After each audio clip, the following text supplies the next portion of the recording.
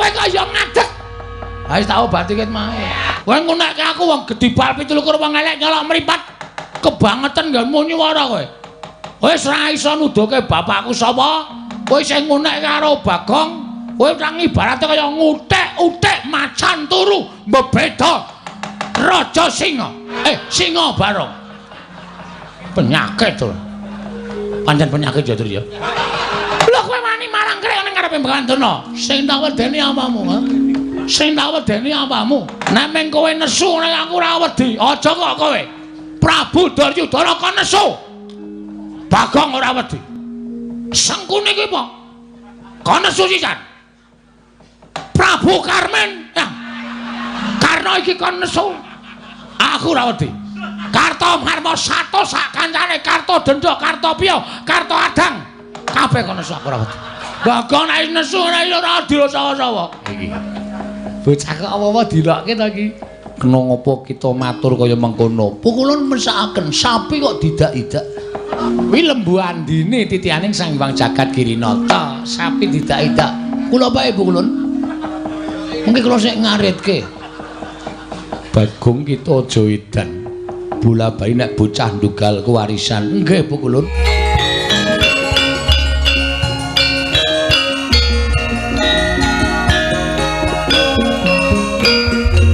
Al-Fatihah Pujuk Kiseno Nugroho. Bismillah. Dereng ngantos paripurna anggen kula nampi sabdanipun Bapak Durna. Menika mboten pangling kadi sowanipun Bagong wonten negari Ngastina paman. Lelelele. Adat saben iki sing sowan mesti Petruk. Iki kok Bagong sowan negara Ngastina. Inggih. Mbok menawi Bagong gadah wigatos nggih tumuli katimbalana. Oh Durna. Wonten dawuh. Mugi-mugi menika sanes impen ingkang badhe wababar dados kasunyatan. Dene sonten-sonten Bagong sampun sowan wonten negari Ngastina. Oh, katimbalana menapa wigatosipun Bagong sowan. Miturut praenanipun Bagong menika sajake kaya wong kesusahan. Kaya wong keserakat. Tumunten kaparingana nggih, kaparingana. Sedasa ewu napa gangsal 12.000. Supados enggal Bagong menika kesah saking Datlaya. Lah ngatasé kene iki nggon papaning para priyagung, papaning para luhur, papaning para nayaka punggawa, wong sing duwe derajat pangkat. Lah kok dienggo drajikan batur, dienggo drajikan Panakawan. Kakang Durna pripun? Mbok nek ngendika niku sing penak. Mengke nek nganti arepa mingsak Bagong nek nganti nesu karo sampeyan malah kriwikan dadi grejekan geguyon tadi tangisan. Giri lusi jalma tan kena kinira. Aja sok kulina ngempukke watu ngatoske banyu. Bagong sowan menika durung karuan jejaluk. Kok malah sampeyan ngarani sing ora-ora. Paman Haryo, wonten timbalan gendel ranggur biyen. Kula badhe ndangu sowanipun Bagong. Panakawan Bagong padha raja sak praptamu Bagong ana ing negara Ngastina. Panakawan Bagong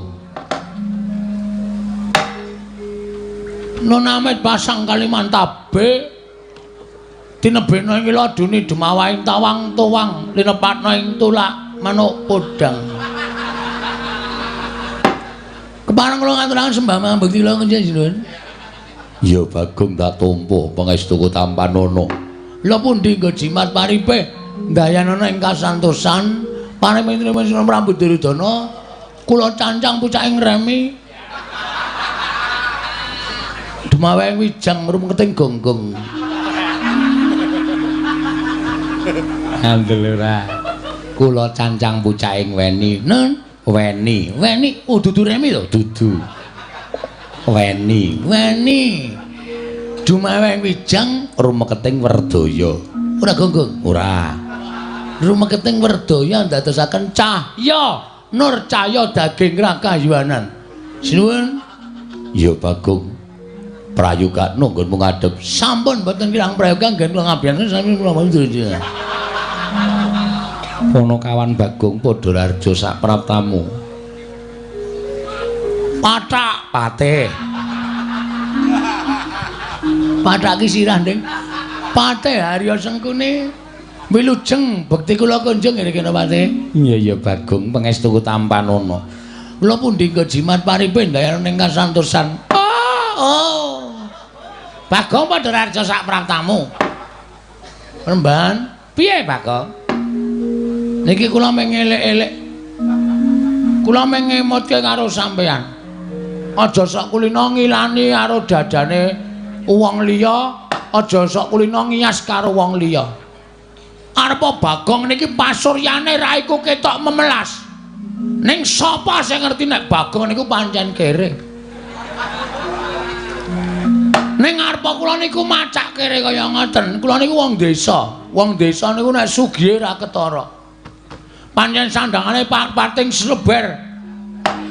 Sleber iki apa? Pating slawi ora karo-karuan. Nek lunga meh nganggo caping, ning lemahku nek meh nggo nguruki ndiasmu iso.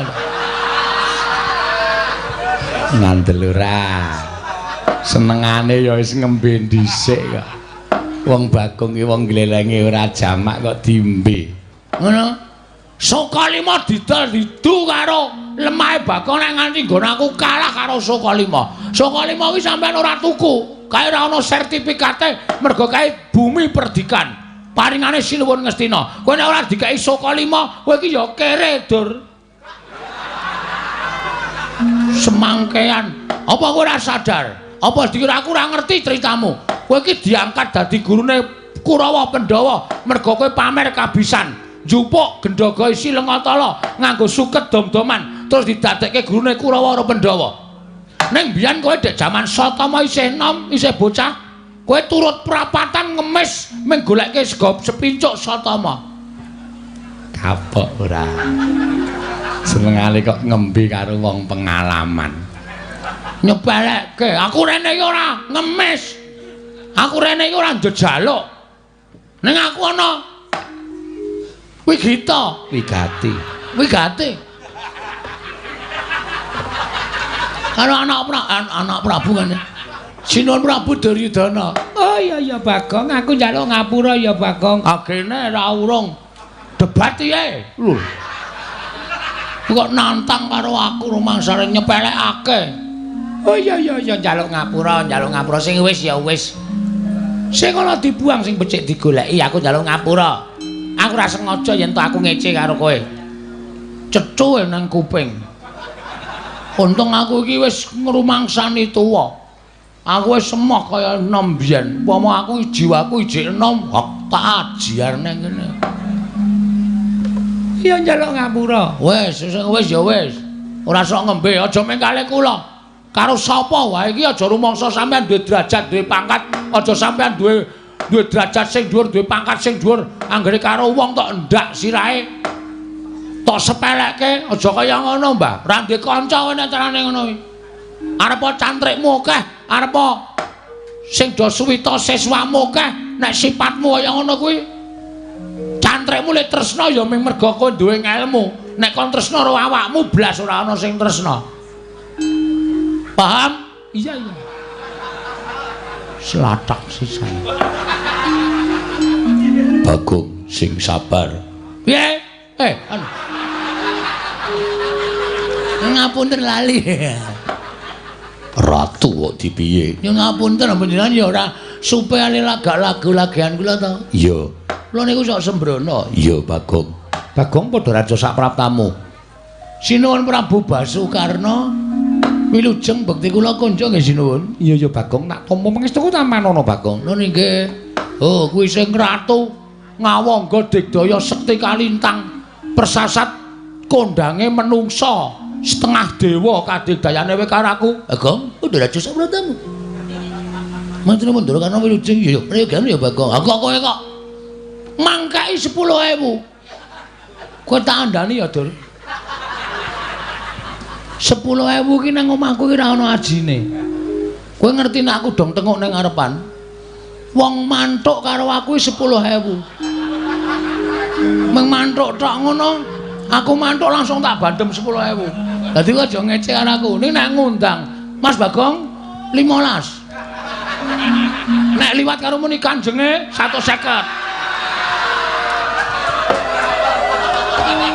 Padake ora, padake cah tipis. Luwih saka tipis e. Bono kawan Bagong. Wonten dawuh sinuwun. Sowan tanpa tinimbalan. Nono. Ana wigati apa? Ingkang sepisan. Kula ngaturaken sembah sumung kemeng pangabekti kula kunjuk. Ya tak tampa. Dungkap angka kalih inggih menika sumene. Caedan.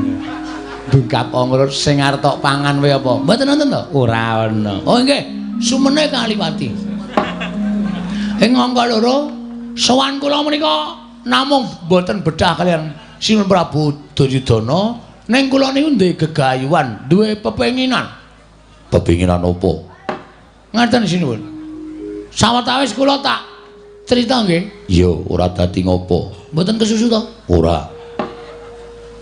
Kula niki kayane urip niku kaya kurang ganep. Ora ganep sebabe.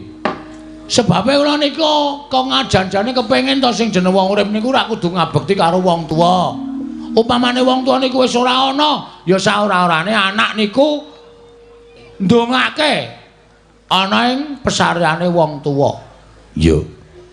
Ning kula niki ora iso berbuat seperti ngono. Kula ora iso kaya ngoten niku merga kula niku mboten dong. Bapak kula niku asline sapa? Terus kula niku nuwun sewu nek bapak kula niku isih niku daleme teng pundi nek pun mboten wonten sareane teng pundi kula ajeng ndongake bapak. Kenapa kowe goleki bapakmu teko mapan negara Ngastina? Niki wonten sing aja-aja iku lho. Sing aja-aja iku sapa? Pria bertopeng hitam. Tegese piye? Tegese urung iso tak aturke inisiale sapa. Masih dalam rahasia. Didhawuhi supaya ngopo? Didhawuhi supaya kula niku nyuwun priksa karo pendhita kondang monyor-monyor. Kalau kengrat pendhita sing pancen wis anjayang bawana inggih menika Begawan Durna. Mila kula nyuwun pamunten nggih sinuwun. Sowan kula menika mboten kan betah kaliyan panjenengan, kula betah nyuwun ngambil Durna sekedhap kemawon. Bakal mbok nggo apa?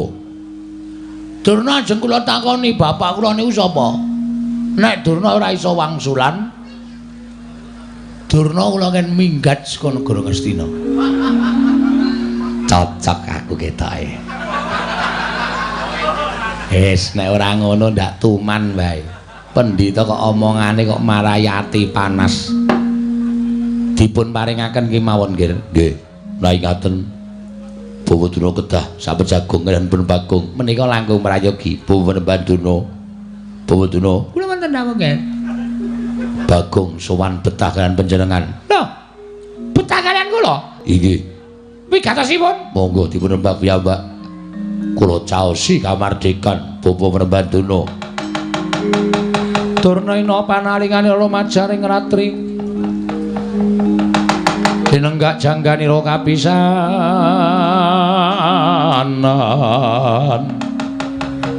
Aning perang Bratayuda. Ing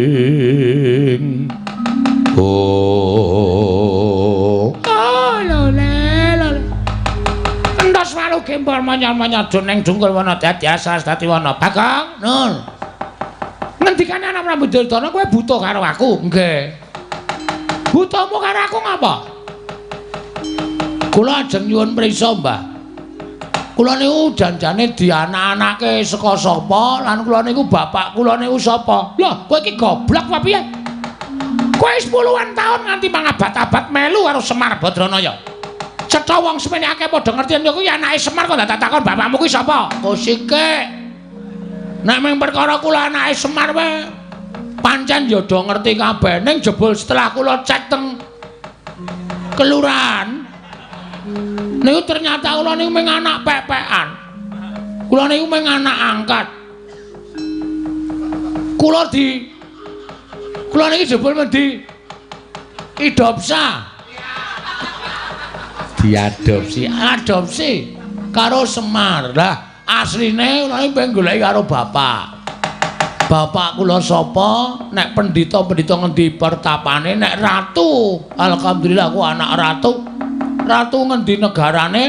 Nek satriya ngendi kasatriyane. Lah kok dadi kowe takon aku? Ajarane sampean pendhita ampuh. Perkara ampuh karo ora kene aku ora ngerti karo bapakmu. Mergo laire dhisik kowe. Ah, kula ngerti nek laire ini dhisik kula malih sampean.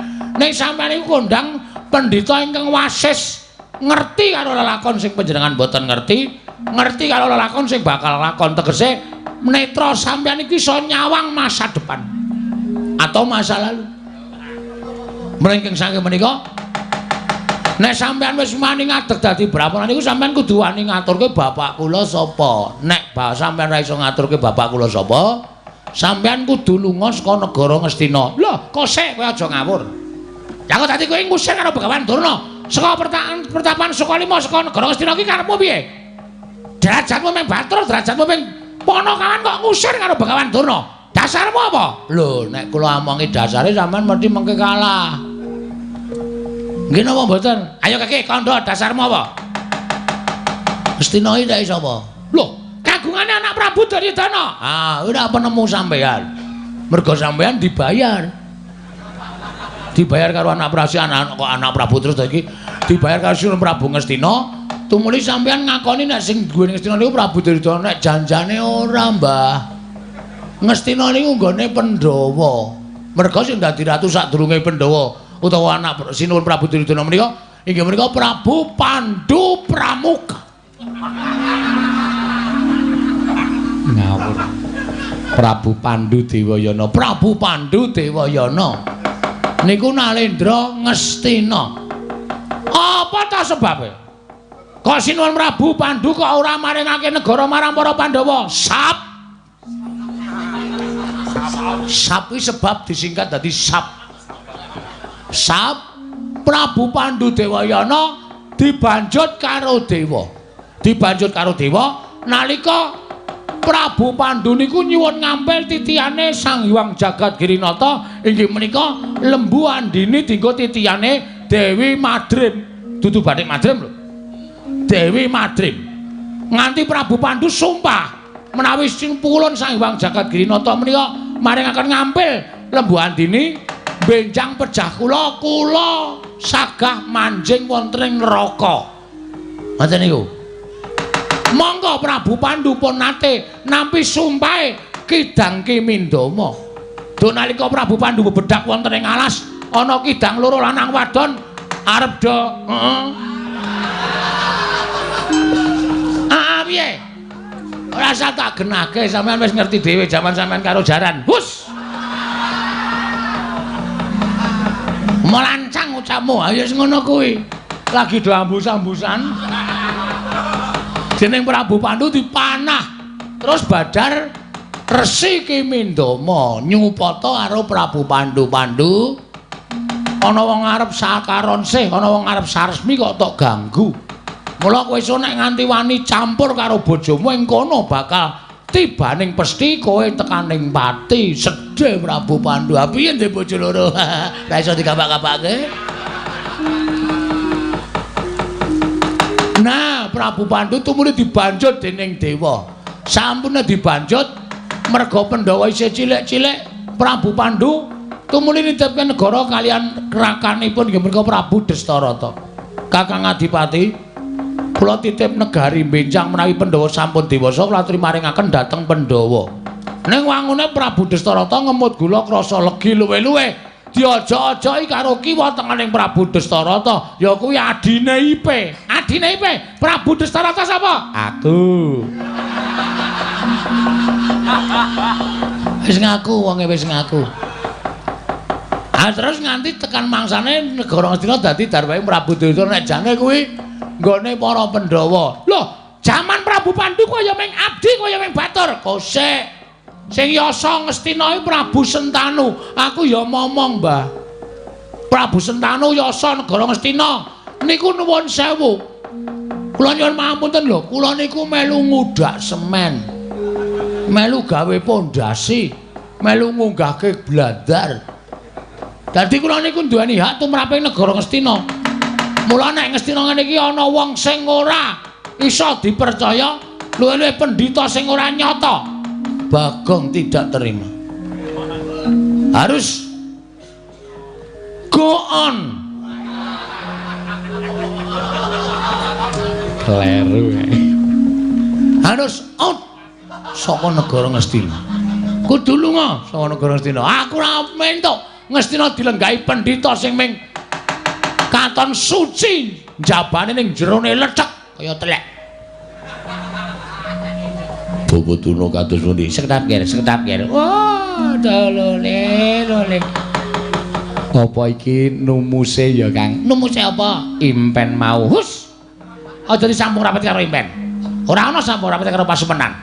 Upama ana sambung rapet karo impen apa ya Bagong iki bakal keduga dadi Senopatine Begawan Durna. Oh, ora bakal iso.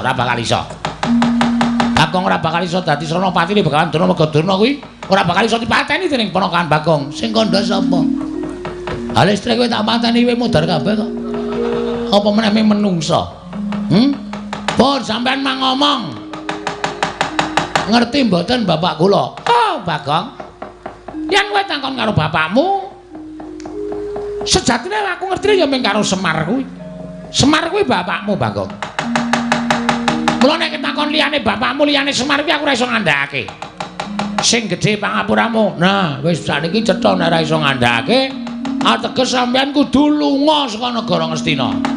Sampean kudu kesah saka negara Ngastina. Loh. Lah kok dadi kowe nundung karo Begawan Durna? Ah, ora iso pokoke. Gelem ra gelem sampean kudu lunga. Ora gelem lunga saka negara Ngastina aja kelakon dosa. Ngendi kepethuk Durna tendhangi. Hus. Ah, lole panos maning jajanan surtaning bawana iblis lanat. Lah kok dadi kowe kaya ngono, Bagong? Dinengke karo wani karo Begawan Durna. Aku ki ala-ala ki priyagung. Aku ki piyai luhur. Aku ki pujanggane negara Ngastina. Komeng diwaneni karo kere gedhi bal 17 kaya kowe iki. Kowe iki dinengke malah nyelangkak sak dhuwuring tenggak. Aku ora ngerti karo bapakmu, kowe arep minggat jos karepmu, ora ya sakarepmu, legane atiku.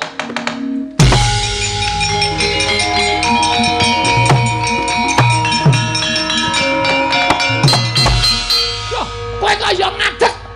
Ha wis tak obati ket mae. 1 jam sebelumnya. Mula aku nek krungu swara terus mbregenggeng ngadeg dhewe aku langsung. Ha piye? Adunake kaya ngono e padake. Kowe aja waton ngawu gawar-ngawur, Dur. Kowe ngunekke aku wong gedhi bal 17 wong elek nyolok mripat. Kebangetan nggonmu nyuwara kowe. Kowe wis ora iso nuduhke bapakku sapa? Kowe sing ngunekke karo Bagong, kowe ora ibarate kaya ngutik-utik macan turu mbeda Raja Singa. Singa barong. Penyakit to. Pancen penyakit ya, Dur ya. Lho kowe wani marang krek ning ngarepe Begawan Durna. Sing tak wedeni apamu, ha? Sing tak wedeni apamu? Nek meng kowe nesu nek aku ora wedi, aja kok kowe. Prabu Duryudana kok nesu. Bagong ora wedi. Sengkune iki apa? Kok nesu sisan? Prabu Karmen, ya. Karna iki kon nesu. Aku ora wedi. Karta Marma Sato sak kancane, Karta Dendha, Karta Piya, Karta Adang. Kabeh kon nesu aku ora wedi. Bagong nek nesu ora iso ora adil sawa-sawa. Dadi aku wis niat tenan bengi iki. Nek pancen sapa sing tak takoni, bapakku ora do ngaku, ora ngomongake Nalendra Brahmana. Orang ngomong ke Satria, Senopati, Lurah. Aji ada apa? Padak ke apa? Manggil tenan aku. Ngaku ora bapakku sapa? Aku ora ngerti. Wis tenan ora ngerti. Ora ngerti. Tanteni sak rampunging pasewakan, tak adiang kowe ning jaba. Bar bali liwat ndi? Aku cecek nang ngarep gepura negara Ngastina. Durna ketok Jatasi. Mboten sah lole-lole ditanggung kok ya. Wong sampeyan niku Bagong teko ya wis ngeras suarane ora penak. Nek kira-kira sampeyan ora ngerti rak ya ora ngerti tenan, nek ngerti ya mang duduke. Kula mboten ngerti Dik Patine, mboten ngerti nggih pun. Omong opanane karo Bagong. Oh Bagong, aku ora ngerti tenan ya, Gong, aku ora ngerti tenan. Kowe aja maksa karo aku ya Bagong. Nek liyane kowe sing nesu mbok kena aku wani nek kowe nesu aku ora matamu wae aku wis gila Bagong. Mata kok gedene kaya ngono kuwi. Kuwi mata apa-apa? Ndok ge abang kaya ngono kuwi kowe nek nesu mendelik kaya ngono kok matamu kaya ndok ceplokan. Muni piye kowe? Muni mripat kok ndok ceplokan. Ora muni tak tambahi brambang tak ajar.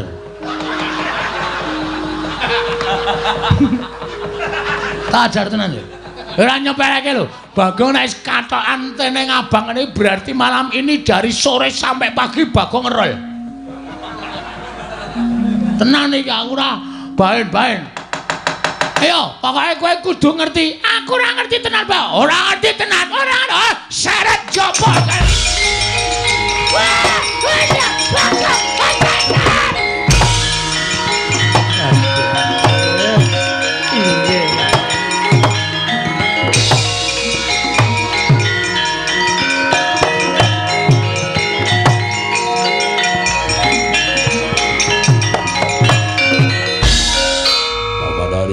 Wonten dawuh nggih. Lah ngaten cetha perlambang kang kula tampi Bawa Durna badhe nandhang kesisahan krana kula nampi werlambi lumantar merganing pasumenan. Inggih. Menika lajeng kados pundi? Kula semanggaken dhateng paduka anak Prabu Ngastina mangkebyake para sata Kurawa. Kon belani Bapak Durna Bagong dikroyok aja nganti cilik loro gedhe tekaning pati pujangganing negara Ngastina.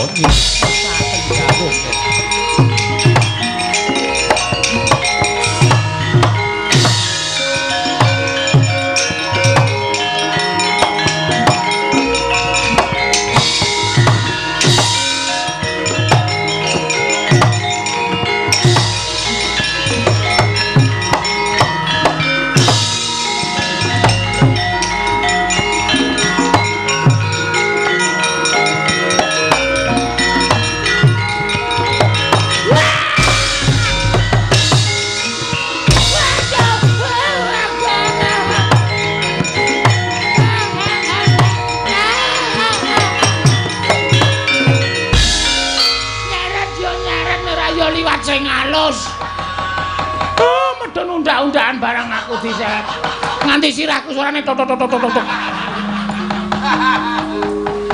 Apa ora kowe? Nyepeleke. Aku nek wis nesu ora baen-baen. Oh, kowe engko tak kandhake bapakmu yen kowe gawe geger negara Ngastina. Omong. Semar tak pasung ning pawon. Ora bakal wani Semar ngelekke karo aku. Gareng wis tak ancam, Petro wis tak ancam. Truk, Reng, ya bengi iki arep dadi lakon. Nek kowe arep ngisuh ngandhani aku, pampak sirahmu. Do pucet sirahe. Mula bengi iki aku gleleng tenan. Oh, kowe engko bakal dikeroyok dening Sata Kurawa. Piye? Keroyok dening para Sata Kurawa. Lho, Bagong rene iki ora mung ijane. Lho, kowe nggawa kanca? Nggawa.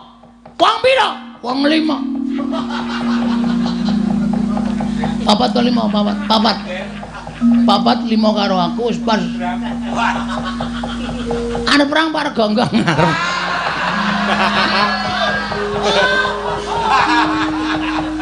Ora guyone serius iki. Ajar tenan kowe. Kowe engko bakal dikeroyok dening para Sata Kurawa. Ngene, Mbah, kowe iki men kepenak kok. Bagong, kowe iki anake Begawan A misale. Utawa kowe iki anake Prabu B. Apa kowe iki anake Raden C. Ngono ki mengkari omong, mengkari kepenak. Mengkon ngene kok rekoso. Hah? Aku ora ngerti tenan, Bagong. Aku ora ngerti tenan. Aku ora ngerti tenan, Bagong. Aku aja tak duduk. Aku memang arep ngelapi keringet. Ora arep ngampleng karo kowe ora. Aja sumelang, aja sumelang. Aja wedi, aja sumelang. Iki mengko Kurawa bakal teko ngrene ngroyok karo kowe. Nek kowe ora gelem ngeculke karo aku. Halo sayang. Karo kowe. Ora karo kowe. Jijik aku. Untune ae ireng-ireng ngono.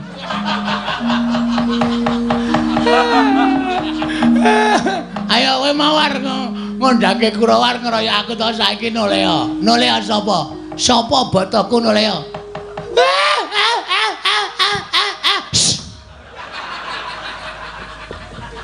Pendhita kok nangis kaya Yamaha 75. Ngat. Ya nek nggawa damen ora kuat kan.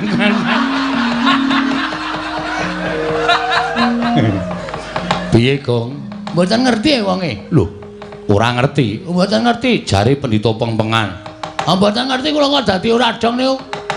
Terus kula ngancam nek pancen ora ngerti jauh diajar ya kula seret saking Datraya. Bagus.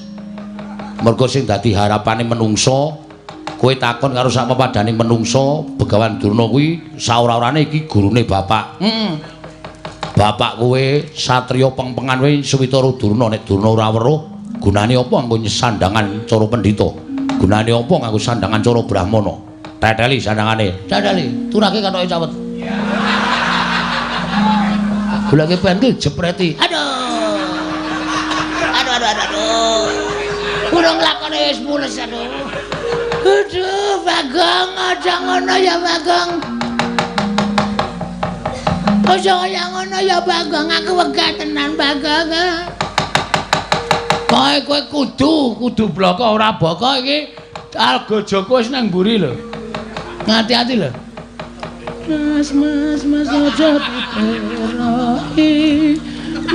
Mas aja diperai. Kok kaya ana campur sari to, Den?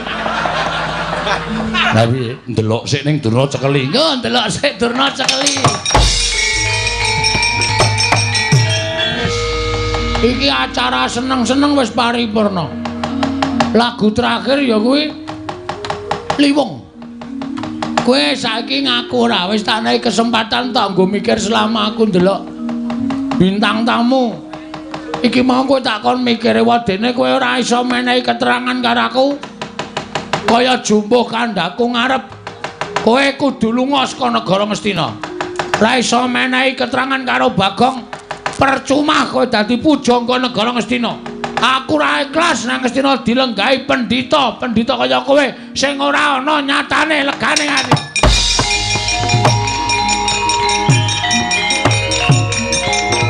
Wah, mati dengan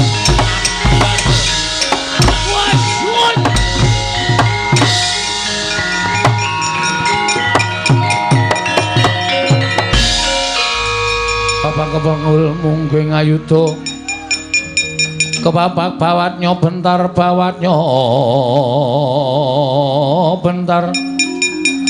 kepapaknya mungging ngaloka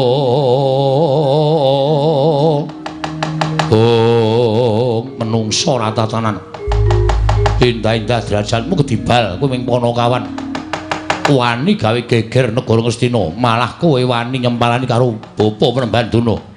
Bagong, aku sing ora nrimake sawangan Kurawa seglaris papan bakal sak biyantu karo bapa Prembanduna. Apa bareng kira aku wedi ha?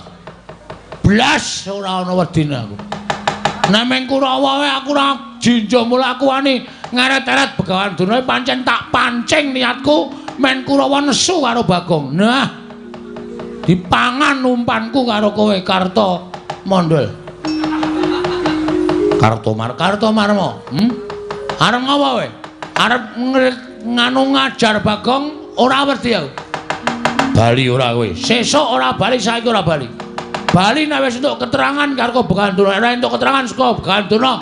Taunana Windarana ora minggir saka pawan kene. Kendharat tangani Kartomarma. Panggah tayani gane ati.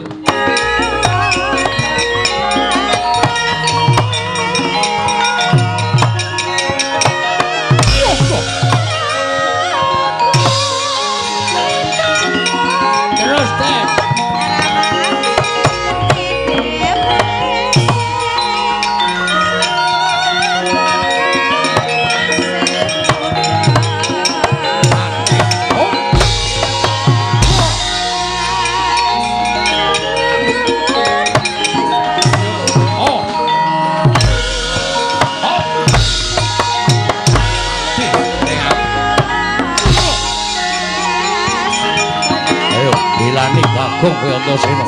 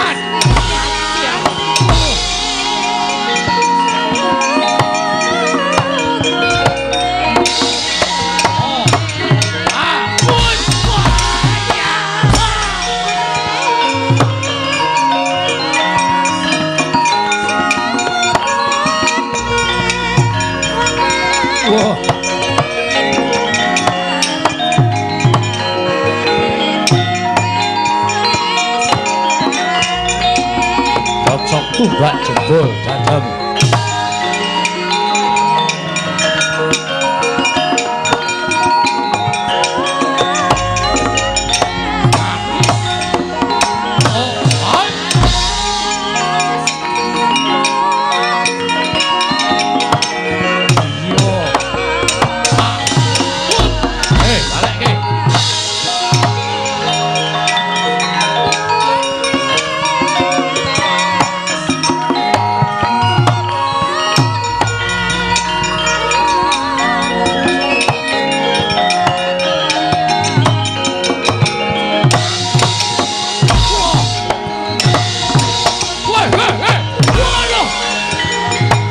Mati aku. Wah. Wah. Wah.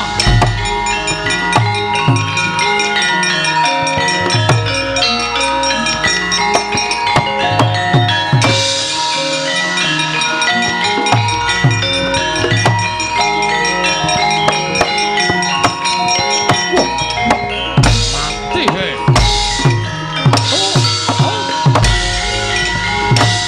Wah. Utuh.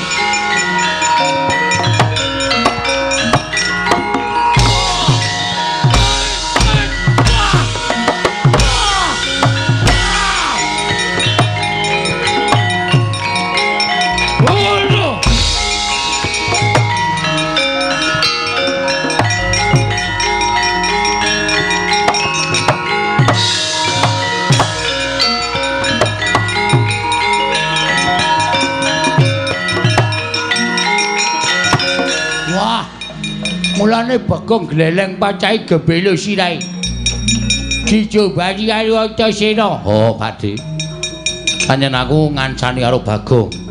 Mergo Bagong ponokawanku kepengin goleki bapakne. Antasena, piye? Mudula.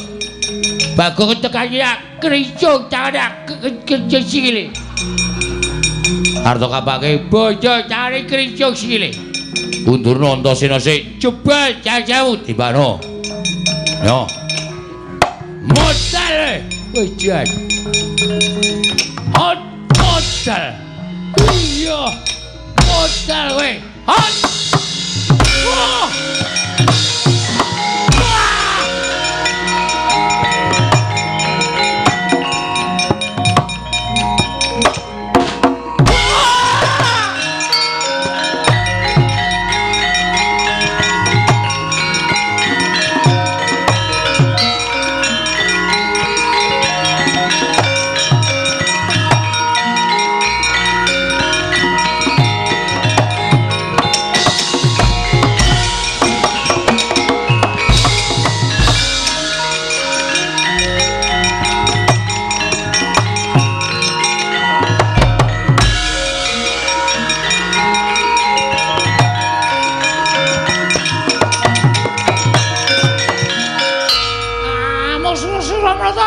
Jaya Mrata imbang yen padha-padha. Coba Bagong. Kowe aja gawe kisruh. Negara Ngastina ayo bali bapa Begawan Durna. Ora ngerti sapa bapakmu. Mula kowe aja bebudhek banyu bening kahanan negara Ngastina. Kowe bali ora? Aku ora bakal bali. Tahu nono Windono ora bakal bali. Bajigur kowe ngecek aku kowe. Kok kowe ngecek kowe? Ora ngecek. Wong gagape kok arep gleleng. Hah? Sawangan. Kartomarma, Surtayu. Kabeh mundur. Lah kok kowe wong ngomong ora cetha arep gleleng. Arep dor. Wasem. Durung tekan nggone wis dijebloke. Ayo, arep ngopo? Titi bantanganku kelakon titi njongek-krek kamu. Ya. Kowe iso mateni Bagong bumi langit tangkepnya. Gek diantemnya. Dan. Iki ikhlas lahir batin, ora ikhlas sebab apa-apanya. Tak jajal wong gagap ki omongane piye? Antemane piye, guys?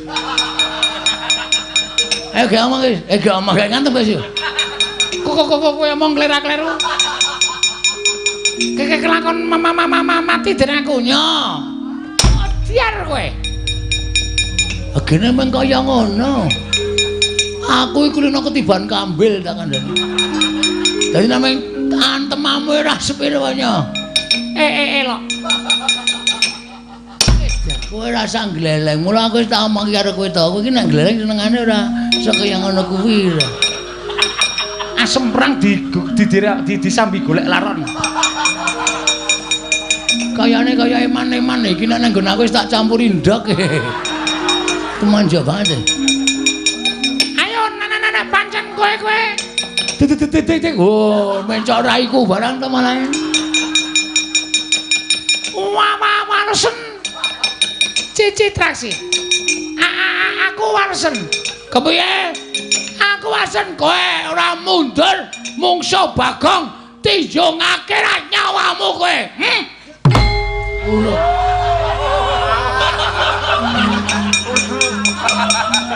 Kapokmu kapan? Penabuh iso tak hapusi. Kowe aja sembrono. Ayo. Gegek. Anton mergane Pak. Tenan saiki tenan yakin. Aku ora ngapusi aku yakin kok. Ndak aku ngerti dihapusi pengrawit cilaka aku mati jeneng aku.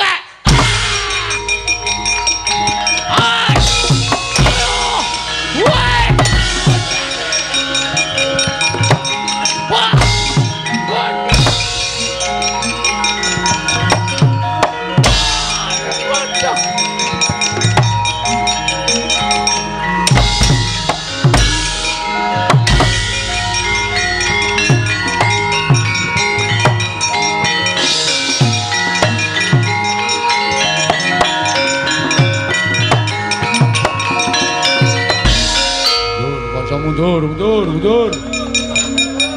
Bagong ngamuk Dewangi Antasena. Urawa bubar maut mundur. Mundur.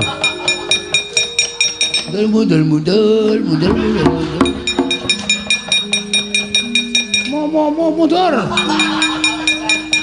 Citraksi barang ya wis perang. Pun man. Ketemu sapa? Ketemu sedulur. Lelaki ketemu Bagong. Mungsuh Bagong kok kalah nek cara aku isin. Nah, kula kok biasa. Ora isin. Isin gone ngendi? Isin iku dienggo meremilang. Bagong sajake bar meguru anyar.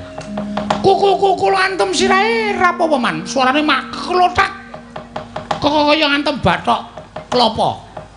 Wonge ngletak. Sing ada memendono matane. Terus kula citrasrah mundur iki merganing patimu bres. Kowe diantem udan. Oh. Wong edan ora candas kula digebuki bres mangker man. Pun. Cici cilaka nek ming musuh padha satriya wae ora masalah. Nek mungsuh wong edan-edan ngoten nika Kurawa kalah isin menang ora kondang. Nggih ta? Heeh. Mula niki sing dadi tok sumbering perkara niku Bapa Penemban Durna. Bapa Durna di Bapa Durna diwenehke kalih si sapa jenenge Bagong mawon terus mengke pripun supaya ana penyelesaian permasalahan. Iya. Neng nang tutu. Nek nganti niki mengke sampeyan tetep ngetapke para Sasata Kurawa nyemelangi mah. Bapak kok nek ngamuk medeni. Pun kula semanggaken. Piye ne? Kancamu piye? Isih ora Kurawa? Nek isih kon maju, kon methuke Bagong. Nek Kurawa entek patihe ngene, uwek-uwek cangkeme. Is. Aku kira melu apa-apa. Aku kira melu peperangan iki. Wis tak anggap melu kowe.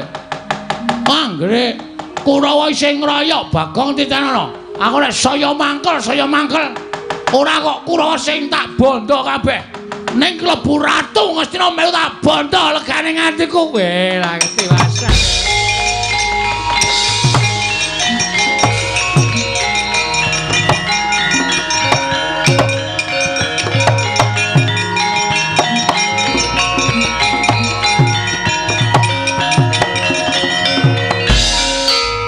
Piye kok? Non Piye? ana iki sing disandra wau malah mlayu. Sapa? Durna. Lah aku ngoyak kowe dilarak karo Pak Dikartomarmo. Durna ora ana sing jaga. Mula Durna mlayu. Niku kudu kecekel, kudu ditakoni teng pundi bapak kula. Nek ora iso kecekel ngrekoso. Arep takon sapa meneh ora takon Begawan Durna. Terus karemu Sampeyan tanggung jawab iso nyekel Begawan Durna. tak cekeli. Kowe ngoyak saka kene aku tak ambles kuwi tak methuki saka kono. Siap.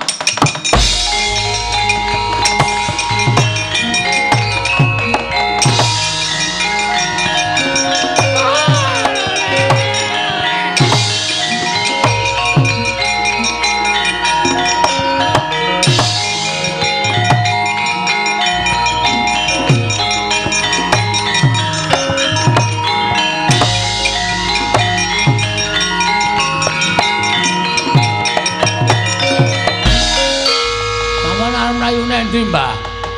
Kula niku mung jane mung arep takon karo sampean, mawang sulan. Nek sampean ora iso wangsulan, sampean kudu lunga saka negara Ngastina. Wis niku mawon titik. Syarate mung niku mawon. Ora werna-werna. Bagong, aku kuwi ora ngerti tenan ya, Bagong. Kowe iki ya aneh kok takon karo aku, wong nyatane uripe iki dhisik kowe karo Begawan Durna kok dadi kowe takon aku. Ora ana jamal mung ngerti aku kok ngerti karo wong tuamu ki sejatine sapa iki aku ora ngerti. Sampeyan niku dadi pendhita sing ampuh. Panjen. Mula sampeyan kudu bloko. Aku ora percaya sampeyan ora ngerti. Mula sampeyan kudu bloko kalih kula nek sampeyan tetep ngandhake ora ngerti, aku ora trima tenan. Bagong aja, Bagong. Ora iso.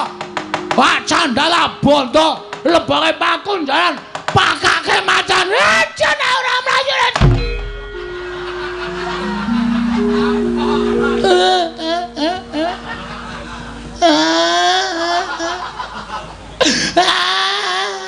Ngopo, Mbah?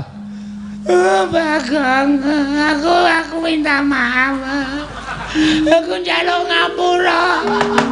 Aku ora iso ngandhake bapakmu, Bagong. Aku aja to pilara ya.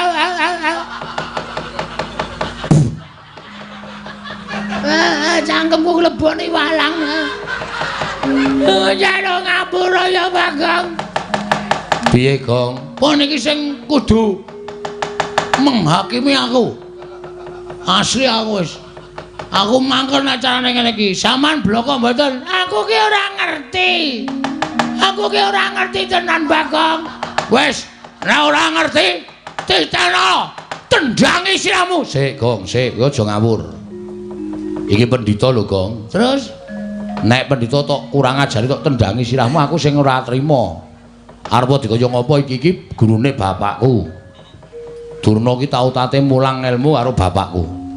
Kena kowe nesu ning aja terus mulasara kaya ngono. Bener Antasena. Matur nuwun ya Putu. Aku wis tak lindungi. Meneng wae tak rembuke sing apik-apik, Mbah. Iki lho cah Bambong ning ngerti tata krama. Ora terus apenake dhewe. Terus Ra entuk ditutuk dijotosi ra entuk. Ora entuk. Kena kowe takon ngoyak kena ning aja nganti nibake tangan. Kowe jane melu ngendi ta kowe? Molak-malik kowe no, sena. Ora positif kowe. Ora grape netrane ngono kuwi. Mau ngewangi aku saiki ngewangi Durna. Aku ngewangi Durna iki mergo Durna iki gurune bapakku. Nek kowe arep gendak sik ora karo Begawan Durna aku ora ngiklaske. Kena kowe ngoyak nganggo rembug ning aja terus bengok-bengok kaya niki luwe-luwe kowe arep jemparani karo Bapak Durna, Yang Durna. Aku ora ngiklaske. Iya, ketok gedhamu saiki. Ketok lorekmu kowe. Kowe ketok ngewangi aku nek jatine kowe ngemuli karo Begawan Durna. Ora masalah. Ora masalah. Kowe ngeman karo mbahmu ora masalah. Ning aku saiki iso nitik. Aten-atene Antasena iki kaya ngapa? Njaba karo jerone wis beda. Cangkemmu sing apik lho, Gong. Cangkemmu kowe. Lho. Wani karo aku. Meng perkara Durna lho iki. Meng perkara Kumbayana. Kok dadi awake dhewe nganti geger kaya ngene iki. Padahal mau sing ngakon kowe. Ndara Antasena kula kepengin takon teng pundi dununge bapak kula. Ayo tak terkira nek Durna. Takon Durna nek Durna ora iso ditakoni ra wangsulan jotosi wong loro. Mau omongane sapa ngono kuwi? Iki tak rekam ning HP lho. Lho. Isih tak rekam ning HP-ku. Aku saiki kowe nutupi karo Begawan Durna. Wose aku nek kowe jotosi Durna aku ora entuk. Aku arep nekat. Nek kowe nekat saiki wis beda perkarane. Beda perkarane? Ora aku ngewangi kowe, aku ngewangi Begawan Durna. Motar kowe, motar kowe. Arep apa kowe? Wah, sepelekke ora. Arep kaya ngene iki akeh wong belani, akeh wong tresna. Mula saiki kowe arep ngapa? Kowe arep bantu arep Begawan Durna? Kowe arep ngrincong sikile Begawan Durna. Ayo, bandanan aku. Konangan putuku Antasena lebur tumpur tanpa dadi. Weh, gleleng iki saiki. Wah, suarane terus kaya nyewa sound system ya. Bengok-bengok sak penake dhewe. Apa dikira aku wedi, Mbah? Dumek sampean diwangi Ndara Antasena, aku wedi karo kowe. Gong, kena kandhane ora? Ora. Lho, ora basa. Ora basa ora omong kok. Aku wis nekat tenan ya. Mati nang ngene awujute kok. Bambane bali doyak-oyak bang plecet. Wong modar nek kene mbok ya wis. Nek ngono kowe ora kena tak kandhane. Ora, bakal ora kandhani. Antasena. Nek bakal ora kena dikandhani. Pateni wae. Gunane apa duwe abdi jenenge Bagong? Oh, cangkeme elek ta iki. Cangkeme elek iki pendhita kaya ngono iki. Wah, lambene jan senengane nglincipi carang papak. Nglincipi perkara. Wis saiki kowe keleren ora? Ora. Ning aja ngantemi Begawan Durna. Tetep tak jotosi. Nek kowe jotosi Begawan Durna, mungsuhe aku. Aku ora wedi karo sapa-sapa. Nek wis kaya ngene iki aku wis nekat tenan. Nek ngono kowe wani tenan karo Antasena. Sing tak wedeni apamu? Iki mergane. Ayo, bangga tayoni negane ngati. Wah.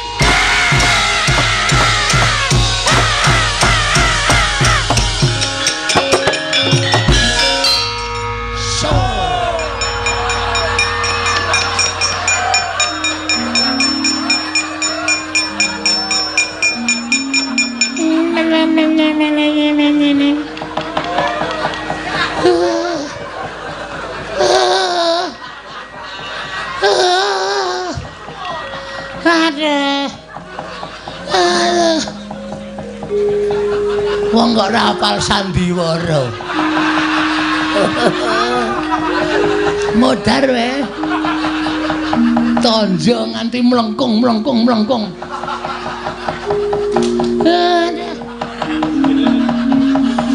De pasir. Pripun Kakang Durna? Kula mangga tang. Kula mangga tang. Bayak tugel. Waduh. Waduh tenan niki. Mesti di gift. Napa? Di gift. Digip. Gift. Gift kok ya gelem kok kula. Mana weh lah eneng sing ngewangi. Lah tak wong mlayu ketiwanan.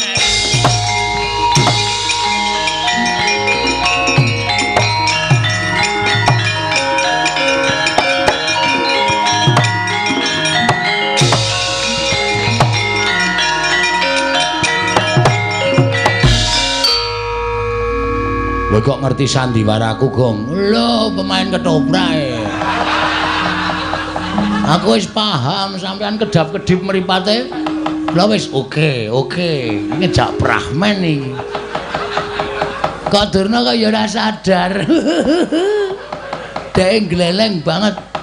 Barang sampean iki mergane pati kuwi cancut tali wondo jebul tepat. Lek ku ngantem sajae keseron, Gong. Tak antem nggon cengel terus ndungkluk. Terus tiba ning lemah. Cacat ora ya? Cacat ning wis pirot-pirot kok mau. Nek kula ora pati parah wong kula nggon bathuk. Bathuk niku atos kok. Iya. Terus iki karepmu piye? Terus niki pripun? Kula udah mudi jelas durna ora ngerti. Janjane aku arep ngenehi dalan karo kowe ning aku wedi, Gong. Wedi masalahe? Nek aku katut-katut mengko aku nampa duka, luwe-luwe aku bakal dipidana. Sebab ming ana siji sing ngerti, kudune ngerti ming ana siji. Sapa? Dewa.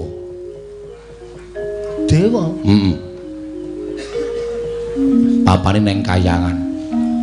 Kowe munggah ning Kayangan Suralaya. Lho, apa isih ana kereta? Lho. Nek jurusan Surabaya ki nek mau jam 6. Suralaya basa. Wah, Suralaya to? Heeh. Krunguku Surabaya.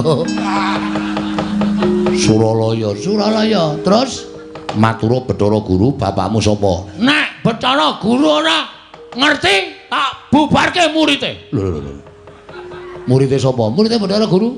Bathara Guru ki udu guru sekolahan kuwi udu ning Bathara Guru. Oh, lho tak ketemu e. Tangane papat. Wah. Nek kosokan suwe kuwi. Lho. Kok suwe? Keleke papat e. Ndak sung. Kelek loro wis suwene ora jama-jama kok keleke papat. Kuwi Kayangan ana kene takon, Bu Kulun, kula nyuwun prisa bapak kula sinten? Nek Bathara Guru ora ngerti, Amuk. kowe kok seneng banget nek ngajani aku elek kowe. Lah arep ngopo nek ora ngerti arep ngopo? Nek aku modar seneng. Iki ki mung titahe. Dewa ki wong sing nguasani Kayangane. Ditau kae aku nek nyawang karo kowe iki titah sing kena lara lubeting pati. Maksude? Iso lara ning ora iso tekaning pati. Wah, malah rekoso lho kuwi. Nek upama lara nganti lara banget aduh mongko ora mudar-mudar malah kesiksa lho. Mbok kata-kata kuwi dilangi wae. Ora kena lara, ora kena pati, ngono malah penak. Kowe titah sing ora kena lara, ora kena pati. Nah, Munggah ning Kayangan. Ora ana sing iso ngalahke kowe. Yakin aku sumpah. mun nek nganti kula kalah cemplungke Kawah Candra di muka, Tak susul. wah, mengbluk iki mengan. Iki meng kata-kata kosong iki mengane. Iki nek carane majalah ming pawarta sanes kasunyatan iki. Engko aku nyusul nek kira-kira kowe sing menang aku tak ning donya wae engko ndak dikira aku sing aja-aja karo kowe. Ngoten iki? Iya. Oke, ora masalah. Terus Kayangan niku liwat Ngabur. wah niku tikete larang. Mabur piye carane kowe anake Semar? Ning nganti ra iso mabur percuma. Ala dene kuwi anake Semar, anak angkate Semar, anu golek karo bapakmu sing tenanan ming mabur kok ora iso. Oke. Mang tonton Den. Wadake. Arep ngopo kowe? Matek aji. Tekan Kayangan. Ya muga-muga ora temangsang. Mabur kok temangsang. Ora nganggo kendali rak mabur.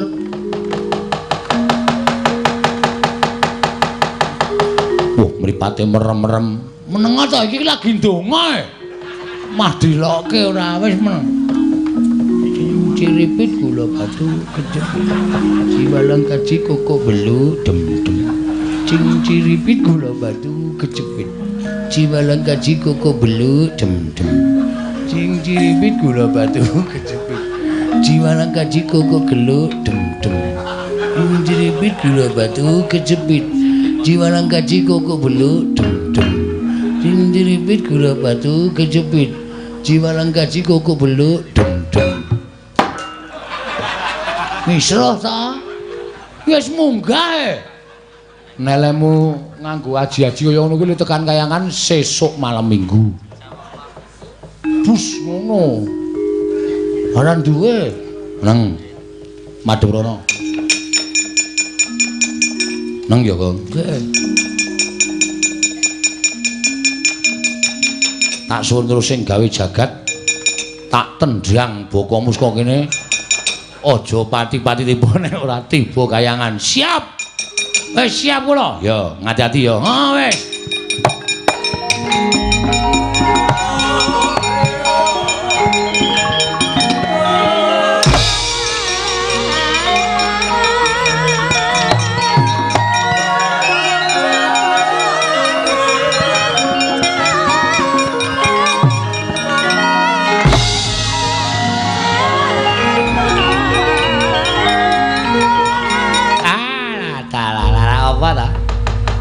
Ora lidhek ujaring wong daplok. Inggih menika dititah ingkang kula aturaken damel gara-gara wonten ing jagat Bagong Kakang. Nggih. Mboten kinten babar pisan teka Bagong karya gara-gara ning Kayiwangan. Ing mekaten tumriki timbal napa-napa wigatosipun Bagong sowan mongko tanpa tinimbalan. Ponokawan Bagong padha raja sak prapta kita Ponokawan. Hong ilaheng. Gus. Aku kita nganggo sebutan dewa iki piye? Karang kula mun mapan wonten ing kayangan menika kedah saged genepi dhateng tata krama. Lah ning ora kena titah ora kena nganggo hong ilaheng. Awi kena kebacut ya Pukulun. Ya wis teruske. Awi kena mangastu manana masa sidam. Pukulun Bagong kula ngaturaken sembah sungkem pangabektinipun ing ngabdipun Ponokawan Bagong Pukulun. Iya Bagong. Pukulun ana apa? Menawi Pukulun Bathara Guru astanipun sekawan menika nggih pados kaos wonten pundi Pukulun? Gak tenan ta. Iki senengane apa-apa kok ditakokke kok. Asal usule wong pinter ki mergo ora isin tetakon. Ha nggih ta Pukulun? Cobi niku nek tuku kaos menungsa lumrah, monggo tangane papat.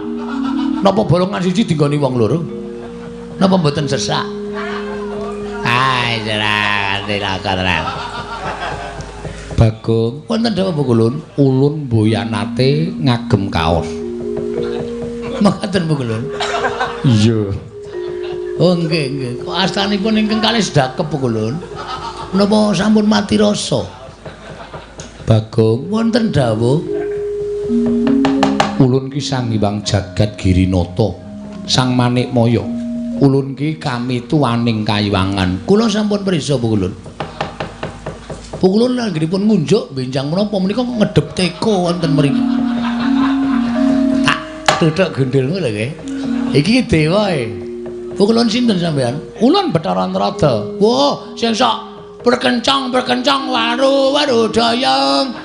Dayang nek pinggir kali ngoten nika. Iya, ora diyani ndak malah tekan ndi. Weh lah, aku nang kene ketemu dewa-dewa.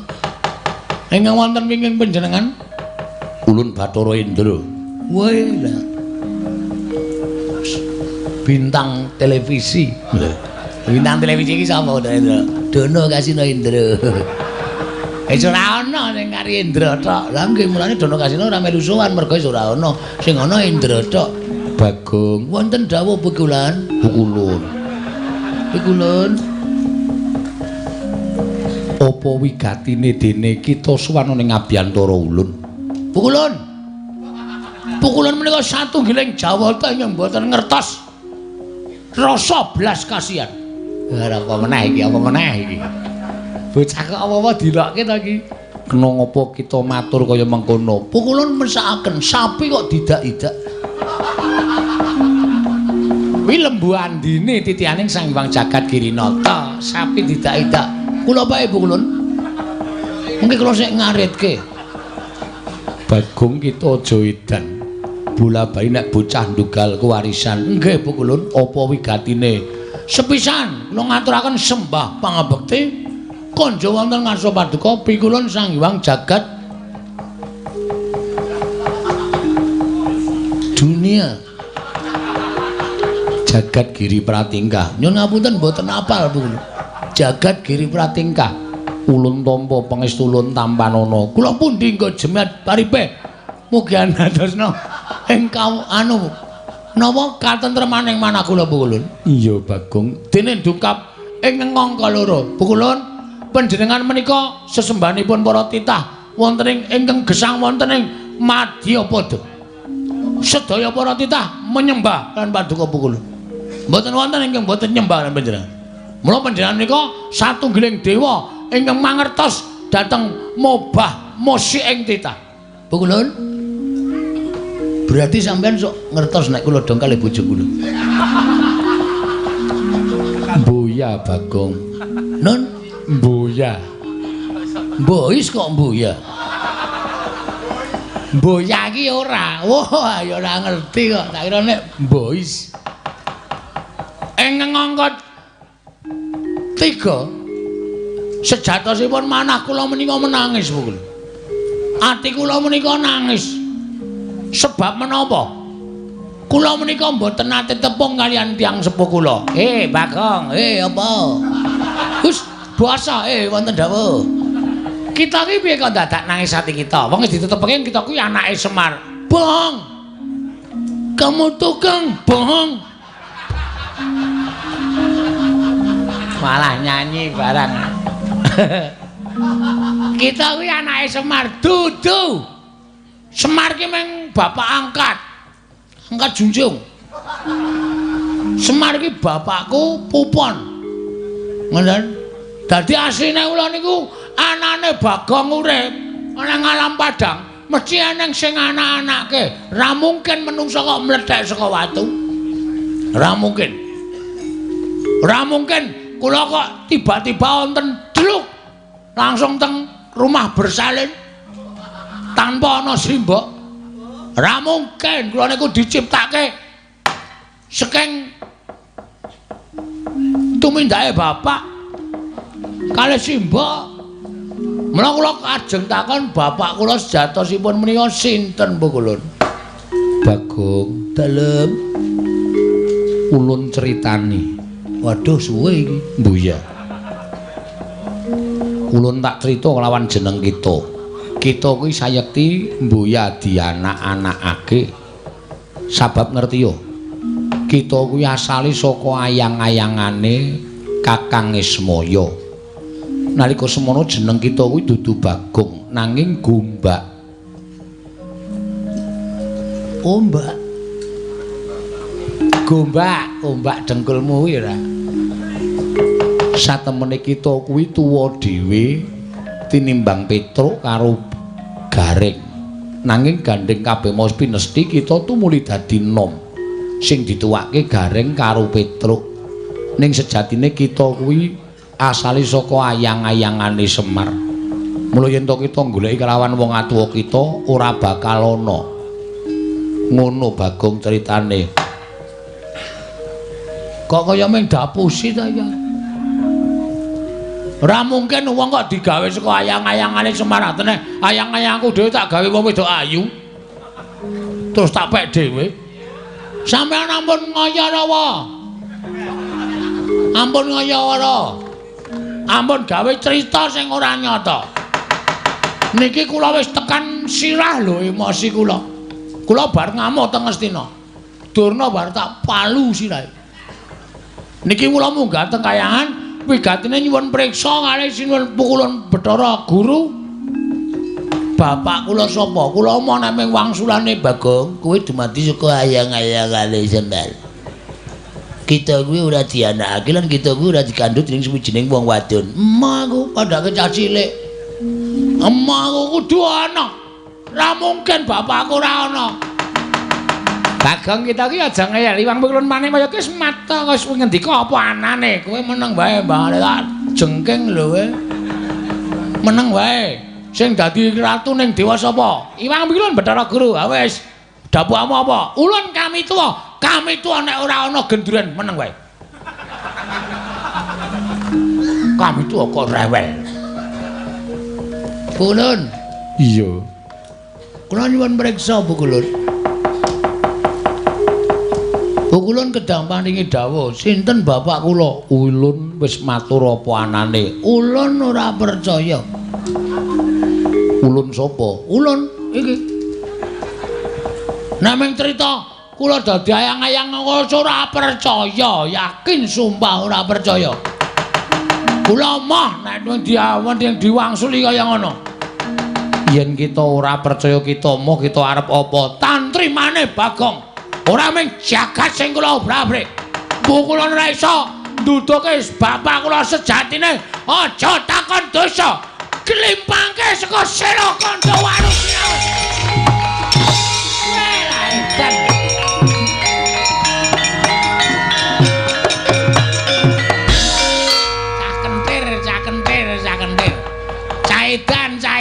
Caitan. Rada petuk. Kuwi ra malah kurang ajar ta kuwi. Kita iki karepe piye? Bathara Guru kok tok getak nganti mlayu. Kowe mlayu ra we? Kowe ra mlayu ditenono we tak nggo dolanan asli. Tak ilangin tupe tak nggo hibur-hiburan. Padake tawon ora. Sapenake dhewe, kowe mulung ora. Bathara Raja sampean ngerti ra bapak kula sapa? Kula ora ngerti. Ah, padha wae. Plothot weteng wis. Sapenake dhewe ora. Sampean kami tuaning kayangan ora ngerti bapakku ngapa begogok nang kene. Hah? Pak ulang-ulang modar dening aku.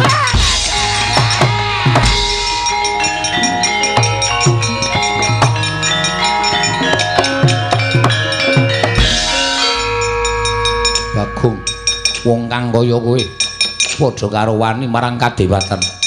Iki putrane Bathara Guru ngangka catur Bathara Indra ingkang bakal bondo lawan kowe. Yen perlu tak lebokke ning kawah Candra Dimuka. Kowe sing tak lebokke nang lemari es. Ayo, aku Surakarta Jakarta.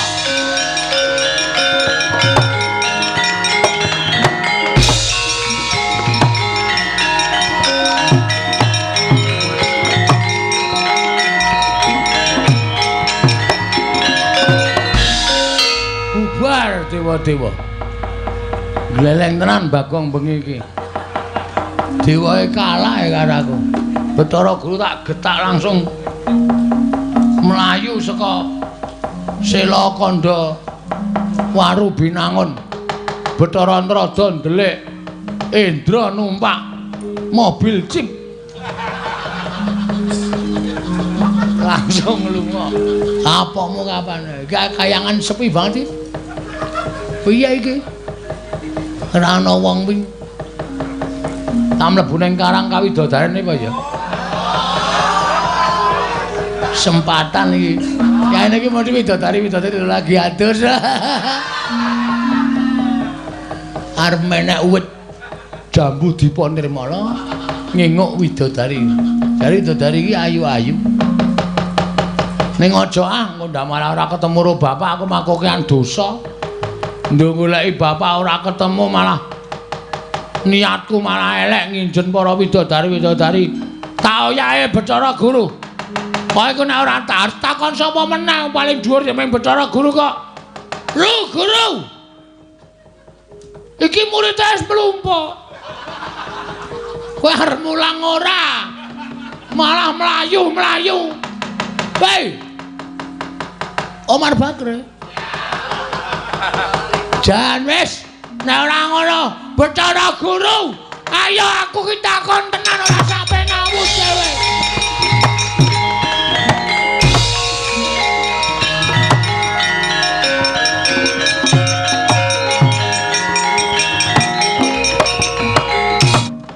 Kula ngaturaken sembah pangabekti kula kunjuk. Iya, Puntadewa Luntampa. Kula ngaturaken sembah pangabekti kula kunjuk. Iya, Kresna Luntampa.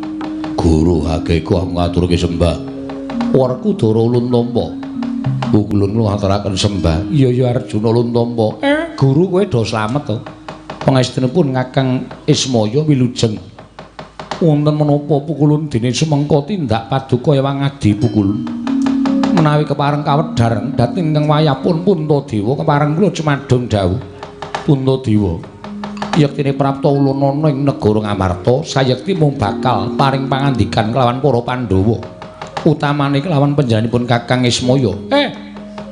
Lah kok kaya wigati banget ngopo Guru? Mugi andadosna ing kawuningan Menapa Kakang Semar mboten rumaos kecalan dhateng ingkang putra? Iki mau aku lagi wae matur nek Bagong pancen lunga saka bale wismane, lunga saka omahe. Mugi andadosna ing kawuningan Kakang Semar, Kakang Badranaya, Kakang Ismaya, Bagong sakmangke dados parang muka wonten ing Kayiwangan. Piyambakipun amutah dhateng ingkang abdi utawi ingkang rayipun Bathara Guru. Nyuwun priksa dhateng tiyang sepuhipun. Monggo nyantenipun sampun kula paringi priksa. Ewadene Bagong boten pitados. Malah sakmangke mutha-mutha dhateng kula ngoyak-oyak dhateng kula Kakang Semar. Pancen menungsa ratatanan. Gawe wirang. Puntadewa wonten timbalaning ngadhau. Mengkono mungguh kang dadi pangandika ulun kelawan sira kulup. Mboten ngene ulun. Lha mriyen. Lah kok teka Bagong malah samangke dados geger wonten ing Kayiwangan. Ngantos paduka Hyang Adimu ulun keplajar saking Kayiwangan. Kresna ulun njaluk tulung ndakno kamur kaning Bagong aja gawe isi ning Kayiwangan. Mongso barenggon kita mulbawasa kelawan Panakawan Bagong. Nok ngestaken dawuh kula nyuwun pamit Bu Kulun kepareng lenggah. Langkung rumiyin wonten negari Ngamarta. Iya, Narayana ulun kang bakal lenggah sawetara ning negara Ngamarta Kresna.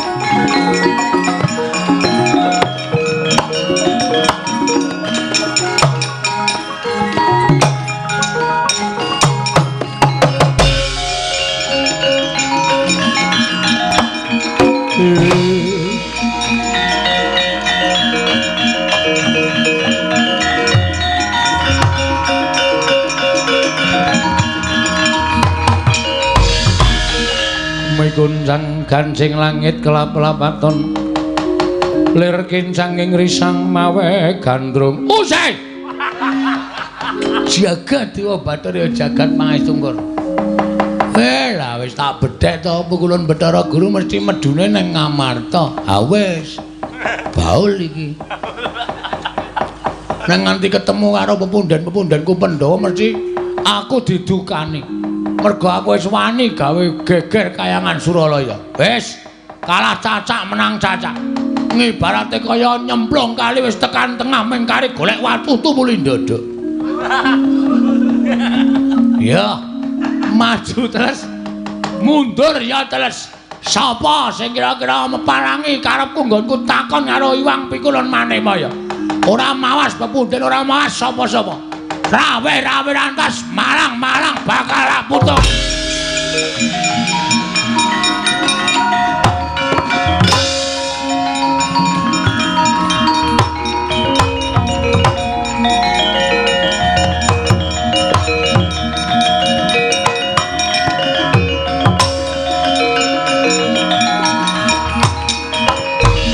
Tunggang gancing langit kelap-kelapaton lir kincanging risang mawe gandrung. Bagong dalem bojo kaya ngono patrapmu. Kowe iki wis tuwa Bagong. Angge wis tuwa. Semene bocah nek ngentek-entekke kempongan. Mula kowe manuta karo aku. Pripun? Apa kang dingendikake Wang Pikulun Manikmaya mau sanyata bener. Bagong aja nganti gawe wiranging pepundhenmu Pandhawa pakartu ing kaya mengkono mau. Bakal ngorek-orek marang bendaramu. Ngorek-orek pasuryaning Pandhawa. Pandhawa melu isin kelawan tingkah polahmu Bagong. Terus ayo kowe nyuwun ngapura karo Wang Pikulun Manikmaya. Kepiye? Kula urung ketemu karo babe. Babe sapa? Bapak sing mijekke kula. Mula kula gugan ning Kayangan niku men kula ngerti sapa to jane Sudarmane Bagong. Yen ngono apa kowe ora nggugu karo omongane Janaka? Mboten perkara kula ora nggugu, sampeyan ampun tumut-tumut perkara niki to, Den. Nek sampeyan melu-melu perkara niki mengke kriwikan dadi grojogan geguyon dadi tangisan. Napa sampean ora isin diwaneni karo Bagong? Bagong. Yen pancen ora kena tak kandhani. Beda apa aku duwe batur kaya kowe. Aku mentala karo kowe. Wes mati dreng. Aku kowe.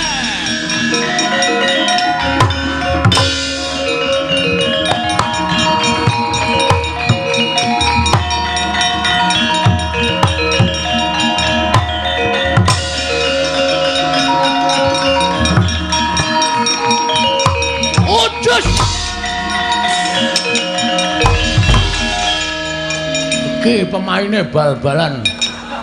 Main bal-balan dasmu. Apa-apa ditendang, apa-apa ditendang. Kena kandhani ora kowe? Hah? Kena kandhani ora? Kula gelem dikandhani nek wonten Bathara Guru ngendikake bapakku iki omahe kene isih urip apa wis mati. Nek ora ana sing ngandhake kula ngamuk sak ngamuk-ngamuke. Ora nyawang Pandhawa, ora nyawang sapa-sapa. Tak amuk kabeh. Wah.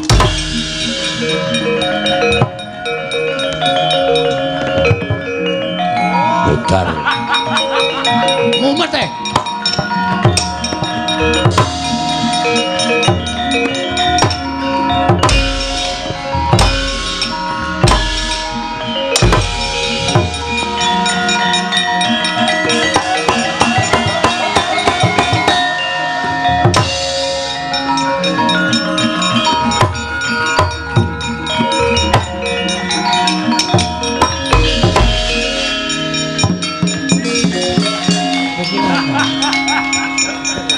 Gamelan wis mandeg barang kok isih begijigan. Prabu Kresna. Iya, dasar para nyata. Ora Bagong mbok kowe iki eling. Kula ora redeng lali kok. Lho, nek ora lali mestine kowe ngerti tata krama. Kula ngertos. Nek sebabe apa kowe ditingkah laku sing kaya ngono?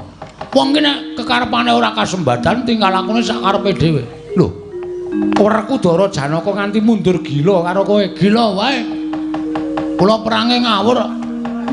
Sak karepku nendangi sak penake dhewe. Tak dilati pupune. Sapa Werkudara gila merinding kabeh wae. Janaka candak tangane jempole tak cokot. Us. Perangmu ngawur. Ya men, sing penting menang. Lah saiki enenge aku apa kowe arep mungsuh aku? Welo. Kresna sinayang manggelung mintonaken. Mintonaken dewe kramanira. Ora guyu, Aku ora guyu. Lah sapa sing ora guyu weruh kelakuanmu kaya ngono kuwi lho. Kowe iki nganggo training ora krasa nggon lakang suwek bareng. Mula kok tak nggo mlayu kok suarane tuk. Ben, arep suwek kabeh mbok Ben. Ora lega senengane ku nek nganti ora ketemu karo bapakku. Wani karo aku. Sing tak wedeni apamu? Wani tenan. Wani tenan, Mati dereng aku ya.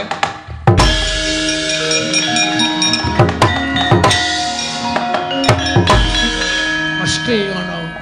Kresna iki nek perang mesti ngono kuwi. Wani karo aku. Wani tenan. Mati nek aku. Lunga. Cah jirih ora. Asline jirih ae. Kena aku ora tetep maju terus goleki Bathara Guru, ora entuk keterangan sing gumathok. Sapa sing arep peparangi karepe Bagong?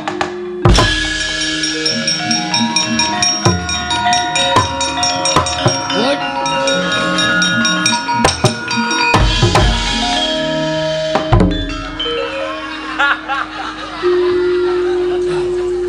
Ketemu dukuwe.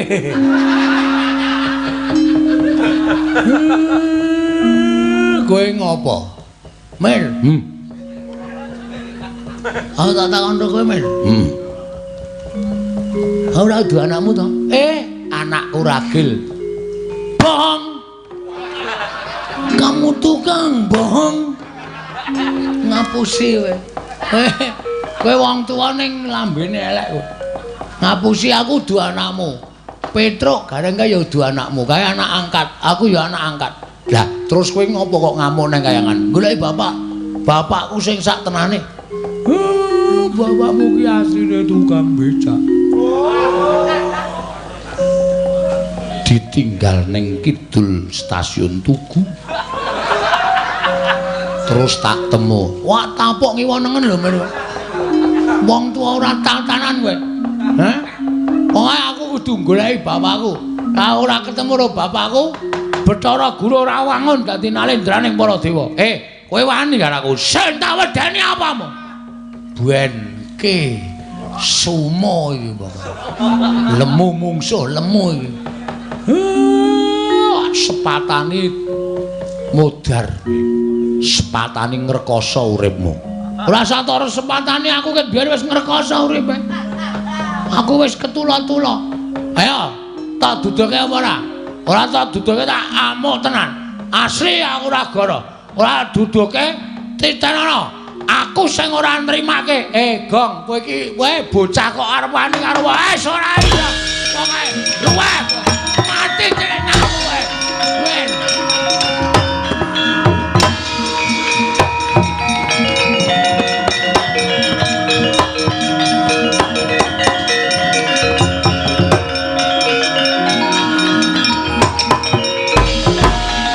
Bocah kok kaya ora sebaene. Kaya wis lali Purwadasena pancen ya niate tenan. Gone kepengin ngerti karo wong tuane. Ya wis, iki nek ora tak aturke wong pikulun padha menang ora rampung.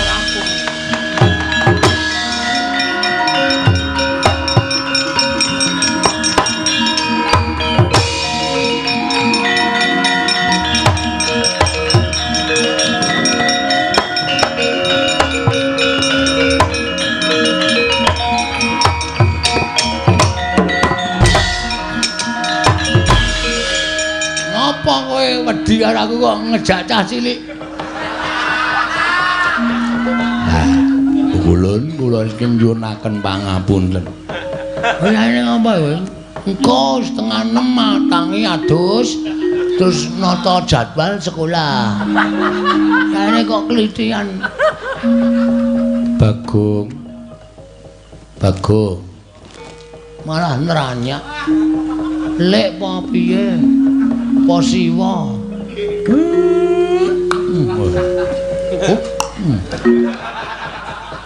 Kowe ngerti iki sapa iki? Sapa ya? Pukulun Sang Hyang Wenang. Hah? Pukulun Sang Hyang Wenang. Aduh, Pukulun. Kula nyuwun pangapunten Pukulun.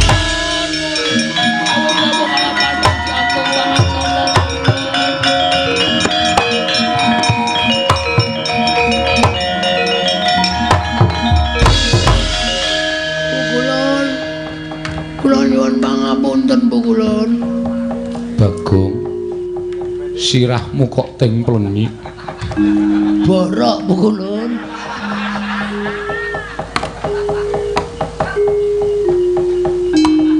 Oh, dilapke cangkem Pukulun. Nggih. Apa to kang dadi gegayuhanmu Panakawan? Kula kepengin ngerti wong tua kula Pukulun. Bathara Guru Manikmaya wis sak jarwa kelawan jeneng kita. Nanging kula mboten pitados. Mila kula kepengin sanget astunipun pinanggihan paduka Pukulun. Supados Pukulun paring palidamar dhateng kula Pukulun. Bapak kula jadipun sinten Pukulun? Bapak angkat kita kuwi Semar. Nggih kula percaya. Ngene, ulun critani. Pripun Pukulun? Sawijining dina ora mundura nggon kita tenguk. Nggih Pukulun. Abab kita ambune ora. Wong mambu kok malah disubal-ubal. Nalika Semar mudhun ana ing jagat, Semar durung darbi ruwak. Tumuli Semar sowan maneh marang Kayiwangen. Nalika semono pancen ingkang nampa dudu kok Manikmaya, nanging wong atuwaning Semar ya kuwi eyang kita. Eyang kula? Iya. Sang Hyang Tunggal. Sang Hyang Bathara Tunggal Pukulun. Iya. Nalika semono Semar ingkang wis dadi jalma wantah, mula ora aneh yen to jalma mau kedunungan ayang-ayang, tegese lelayangan. Layang kangen dudu. lelayangan menungso. Lelayangan mau tumuli disebda dening Sang Hyang Tunggal wujute menungso ingkang gombak. Gombak kuwi darbi rambut nanging ora tinata. Nanging gandeng kita kuwi wonge gecul kumarucul demen bebagongan. Mula tumuli diparingi tenger Bagong. Lan kita ngerti sejatine kita kuwi tuwa dhewe tinimbangane Garing lan Petruk. Nanging Semar ingkang gawe supaya Petruk lan Garing mau dadi kadang kita tuwa, kita tinemu ragil. Berarti napa? Berarti kuwi apa? Ateges napa sing dikendhake Wang Pikulun Bathara Guru menika kepara nyata Pikulun? Iya nyata Bagong. Aduh. Wah, wis kula kebacut ngamuk teng kahyangan Pikulun. Mula ora aneh lamun kita iso ngasurake para dewa, nanging aja pisan-pisan kita ngraman ana ing kayiwangan. Jalaran kita kuwi kesawapan daya kekuataning Ismaya, merga kita dumadi saka ayang-ayangan Ismaya. Mula kekuatan kita kuwi sak traju, sak bobot kelawan Sang Hyang Ismaya. Dirungokke Mar. Macem-macem karo aku tinju. Gedhe ndase. Dikandhani nek digdaya kaya aku. Mekaten Pikulun. Iya, Semar, dalem Manikmaya timbalana tindak mrene. Sartane kabeh para Pandhawa nggih ngestaken dawuh Pikulun.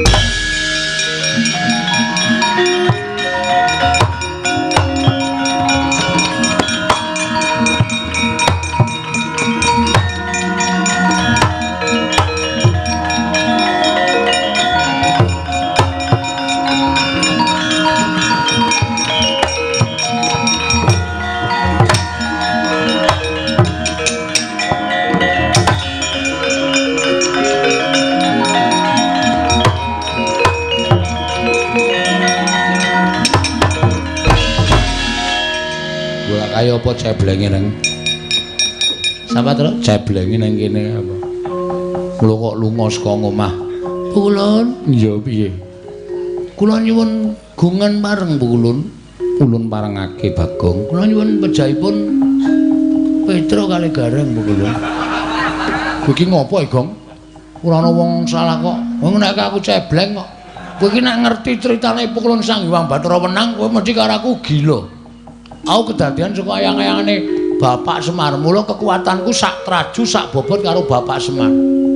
Muni ana. Hah? Sebdake kahutangmu. Wis.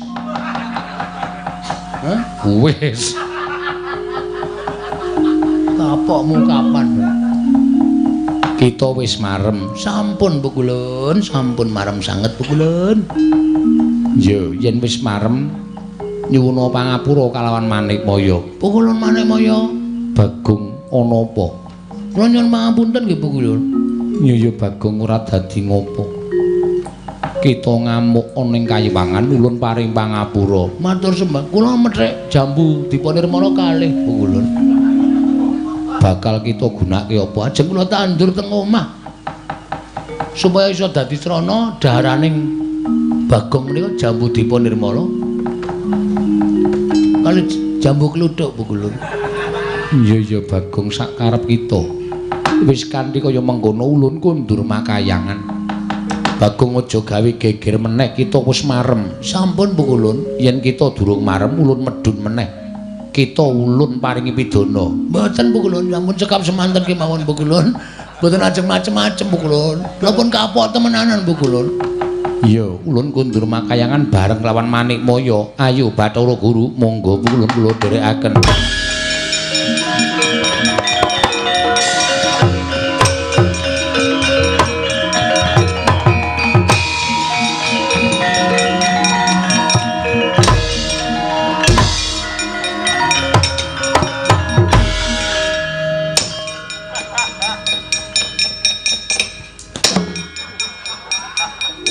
Iki dong apa wong edan kowe iki ngopo to Bagong? Lah kok dadi angkartimu kaya ngono kuwi ngopo? Kowe akarang ya sing jeneng wong gugat.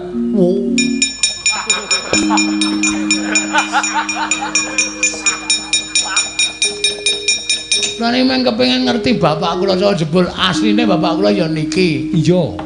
Mung dumadi saka ayang-ayang. Iya. Pun trima kula. Wis ora masalah. Nganti wit sore gawe geger kok entek-entekane ming. Didongke ngono kok wis. Lah mau ora wis dinaene ngerti karo Bathara Guru kok isih masa ora trima. Karang sing kula ajam niku pukulun Sang Hyang Bathara.